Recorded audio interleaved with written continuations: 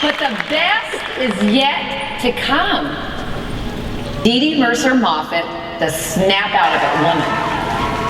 Well, this box is not that bad. I mean, look what I can do in my box. You got a little dish and you got a little spoon, a little bitty house and a little bitty yard, a little bitty dog and a little bitty car. But it's alright to be a little bit. Not today. It is not all right to be little bitty. Not if you are going to discover your power. Not if you are going to discover your potential. You have got to snap.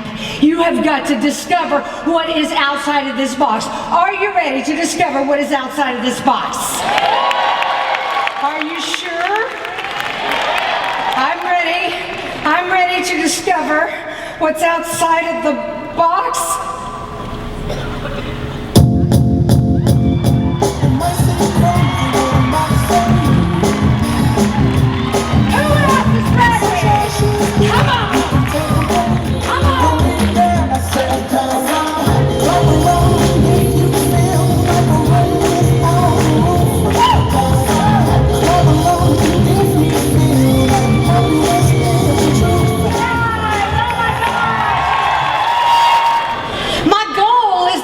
Snap.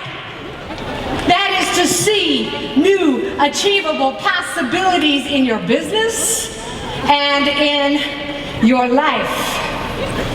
My goal is that you will see by the end of today that you can get out of that box. You have what it takes to get out of that box.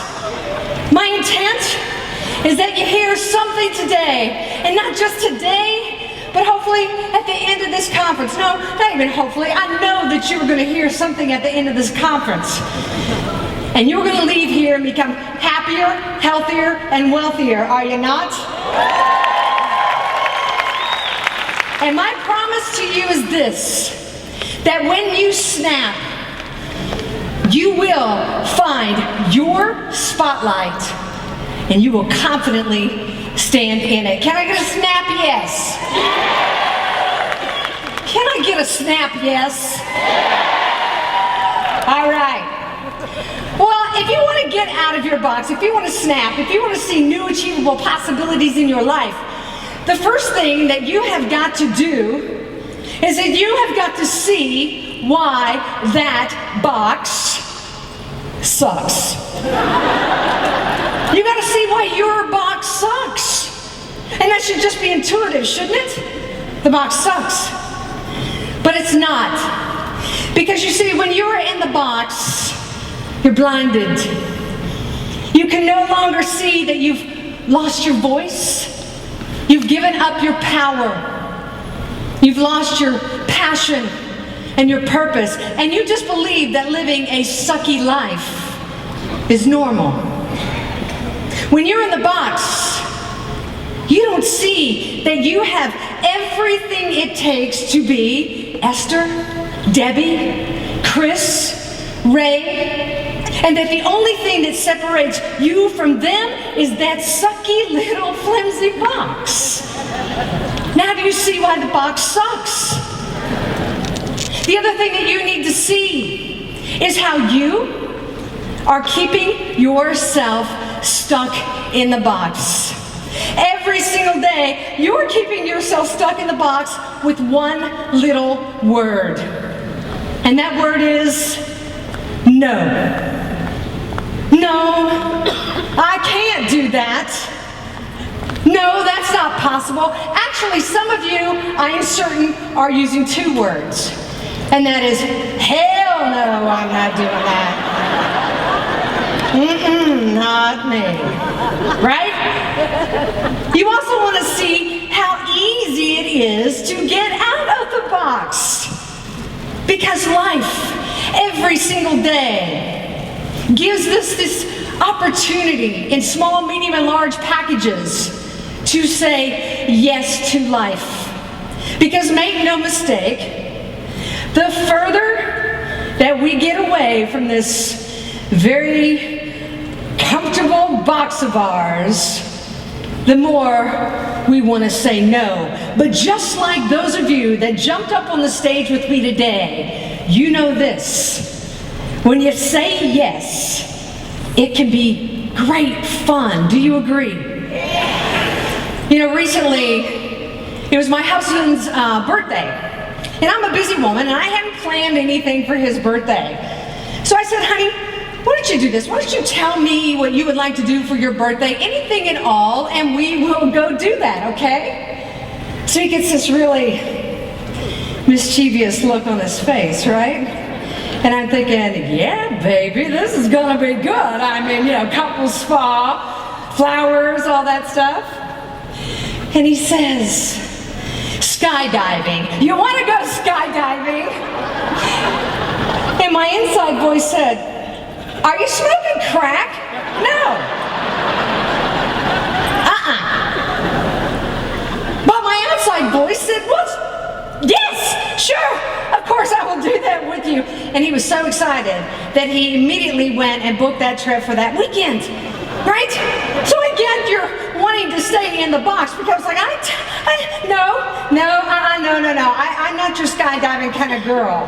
You know, I really just want to wrap myself in bubble wrap, stick myself in a box, and then stick myself in a bigger box. I don't want to get, you know, up there and jump out of the plane. So I start Googling people who die jumping out of the plane, right? But it's really fascinating what I found out about skydiving. It's relatively safe. Did you know this? Relatively safe. Only 1 in 100,000 people die jumping out of a plane versus 1 in 6,000 as you are driving to work in the morning. True fact. I'm thinking that we should all just start parachuting into work. It's easier. But you know what? Look, the weekend comes all too soon, and we're up in that plane with a bunch of crazy people. Crazy people. They are laughing, they are high-fiving. I mean, bodies are being sucked out the back of that plane, right? And all of a sudden, I hear my jump master, and he says, okay, DeDe, move to the back of the plane. And I said, were all those bodies are being sucked out? No, I'm good right here, I'm good. And then all of a sudden I notice that my body is involuntarily moving towards the back of the plane, and I look down and I realize I am strapped to him tighter than a helpless baby to its mama's chest. So I mean, I'm going out that plane, right? And now I'm looking around for Rick. Where's my husband? Where is he? I can't find him. Oh, I find him. Behind me, waving at me. We've never done this before, but he's gonna let me go first, right? What a gentleman. So just as I turn around to yell, you butthead!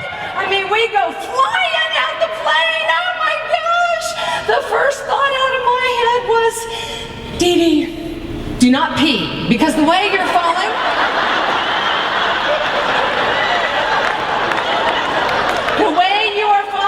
pee up all over your instructor, and you do not want to do that.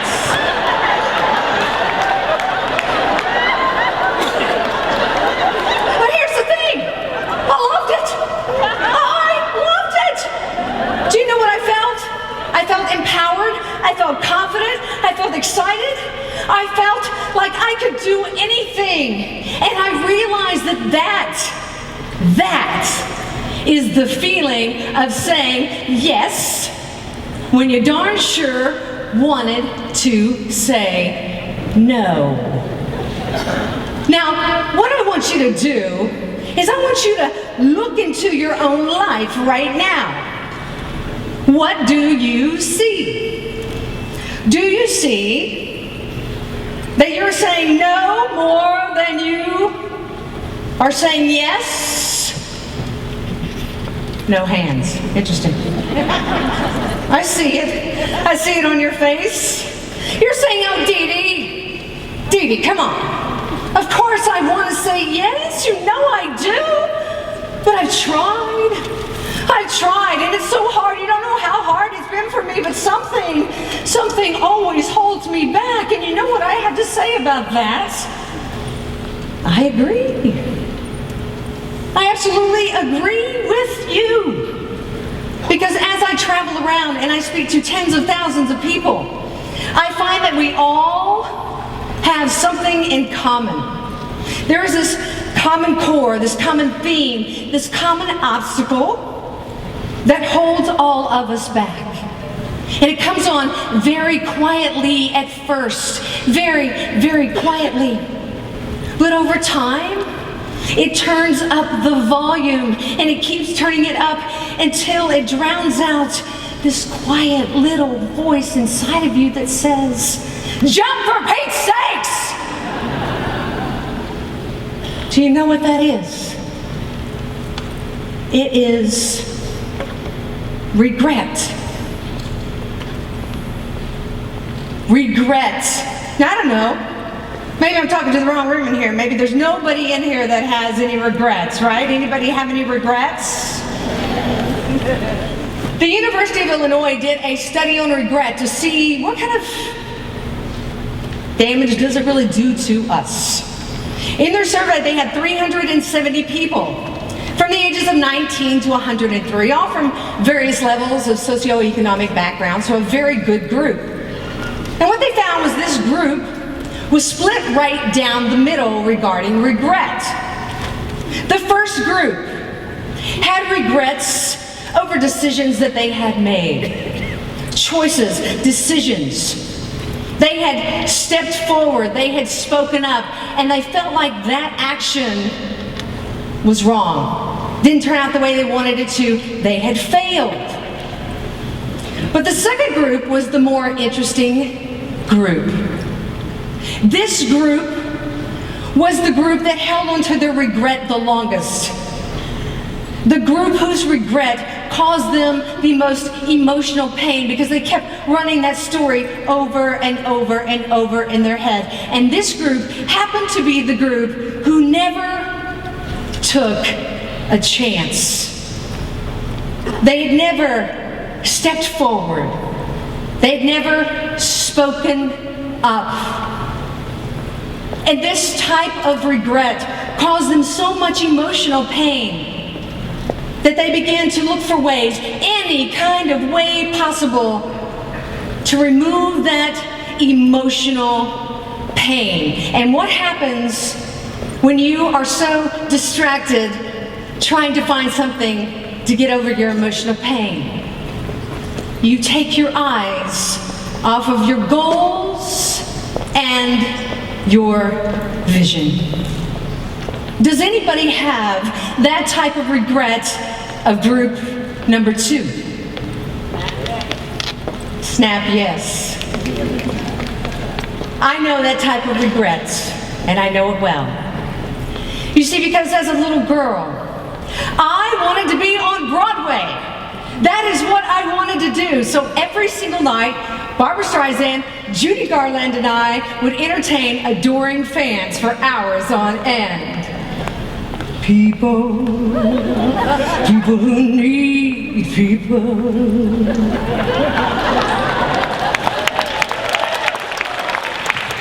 But you see, I didn't just dream about it. I mean, it really did cause me to take the steps to do what I wanted to do. I took voice lessons, acting lessons, dance lessons. I was in all the musicals throughout junior high, high school, went to Europe on a singing tour, even won a coveted vocal scholarship to the exact same college that Broadway star Kristen Chenoweth went to. But you see, something happened when I got into college. Something very different than what Kristen Chenoweth experienced. Because you see, Kristen, I'm certain that Kristen had the same fears that I had, but she stepped forward. She acted on that decision, and of course we know where her life is today. And I started doubting my ability. I started saying, no, I don't think I can make it on Broadway. I mean, look at this talent in this room. It is so amazing. And then all of a sudden, this voice started in my head. This voice that sounded a whole lot like Betty Davis. Oh, DeDe, darling, seriously. I mean, I know that you were born to entertain, but how entertaining is it going to be when you are flat broke? Oh, listen, and you think that you can handle all the criticism, all the rejection of New York City? I don't think so. You're just not that confident, darling. In passion and purpose, yes, I know that people talk about that all the time, but I want you to think bigger, DeDe. Bigger, bigger, bigger. Think profit and power. And I listened to her. I believed her. I believed that a more prestigious position and a higher salary would not only make me look successful on the outside, but it would make me feel successful on the inside.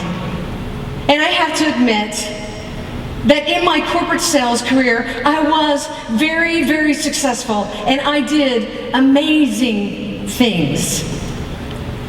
But I could never, ever drown out that voice that said, DeDe, why? Why would you listen to Betty over you? Why would you squander all of your talent and your skills? DeDe, why? I could never drown out that voice. And let me tell you something, I was looking for a way, any way to drown out that voice of regret, and nothing would ever drown that out until the day that I met this rich, bold, dark Mr. Cabernet Sauvignon. And I mean, all of the voices were gone just like that. Because you see, for the next 24 years, I became an alcoholic, a blackout drinker, a 3-bottle-a-night drinker.